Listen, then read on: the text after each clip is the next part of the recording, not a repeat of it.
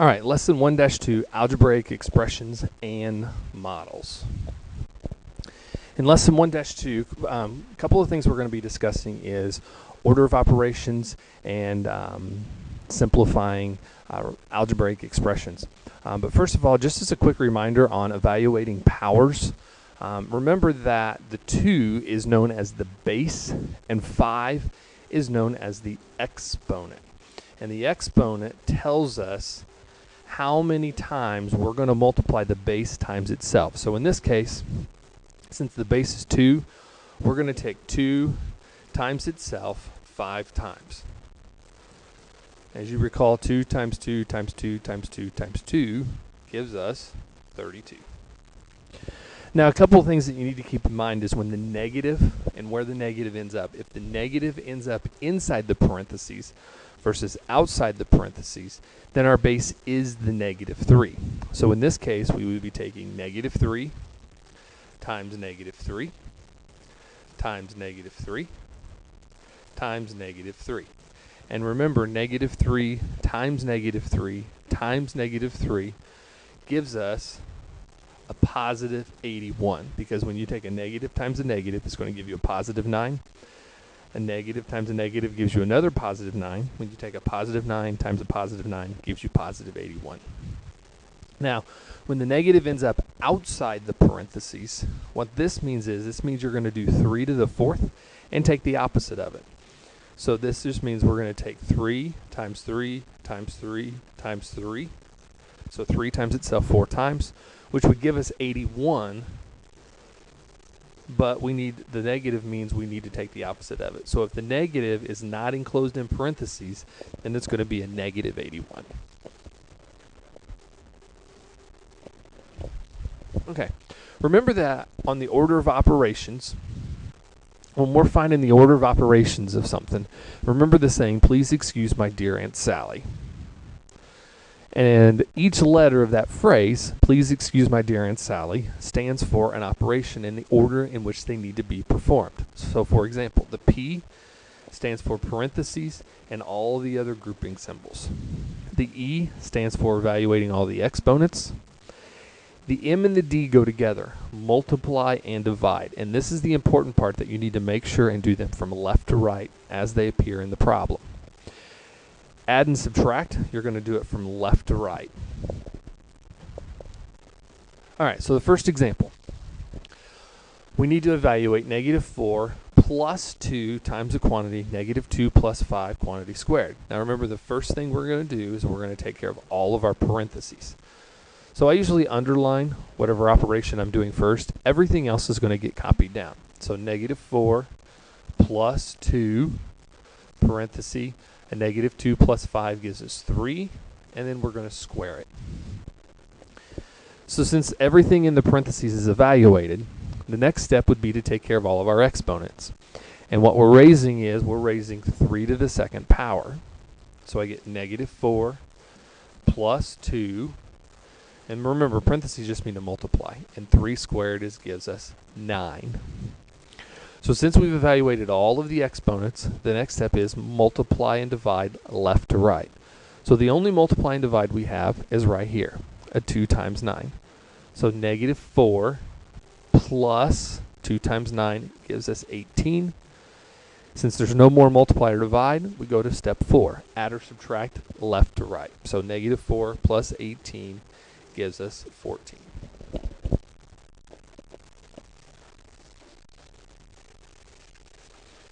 Okay, the next problem is a U-try. So at this time, go ahead and pause the video and evaluate the problem. -6 plus 3 times quantity -3 plus 7 squared. When finished, restart the video and check your answer.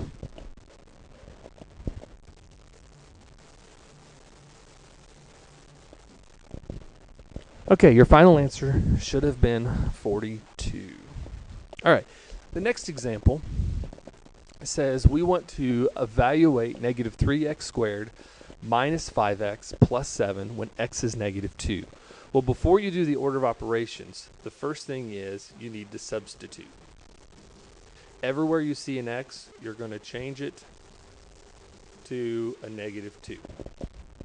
So in this case, you're just going to rewrite the problem except changing all of the x's to -2. So I get -3 times -2 squared minus 5 times -2 plus 7. And then you follow the order of operations.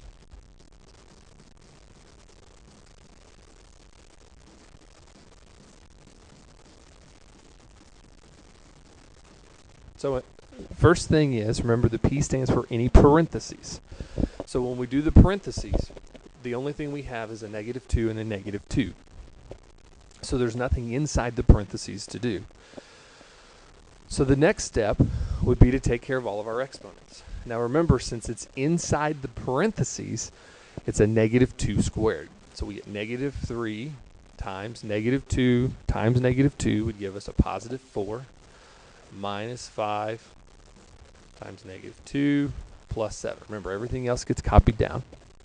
Since there are no more exponents, the next step is to take care of the m and the d. Remember, multiply and divide, and we're going to do it left to right. So the first one that we come to.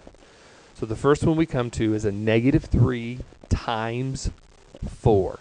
A -3 times 4 gives us a -12.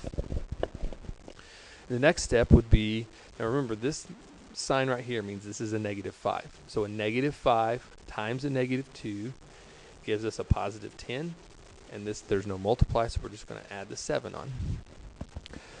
So since we've taken care of all of the multiply and divide, now we're going to take care of all of the add and subtract. And again, same way, do it left to right. So we're going to take care of -12 plus 10, which gives us a -2 plus 7, and -2 plus 7 gives us 5. Okay. The next one is a u-try. So at this time, we want you to evaluate the quantity x plus 3 squared all over 3y minus 2. Now remember that fraction bars operate just like parentheses or any other grouping symbol, where you have to do everything on top first and everything on the bottom first. Okay? When you're finished, go ahead and restart the video and check your answer.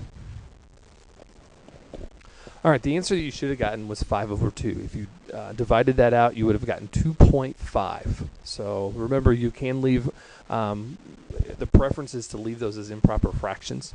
So just leave it 5/2 is sufficient. But you do need to reduce it. If you got 25/10, you will need to reduce it because 5 will go into both of those. All right, a couple of vocabulary terms that we need to be familiar with. And that is like terms. And remember, like terms are terms that have the same variable, or the letter in this case, and the exponent.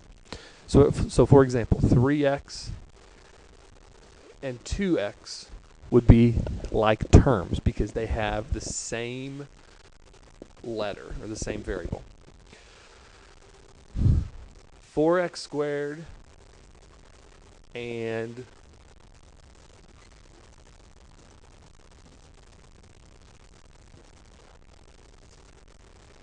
6x squared are also like terms because they both have the same letter and the same exponent.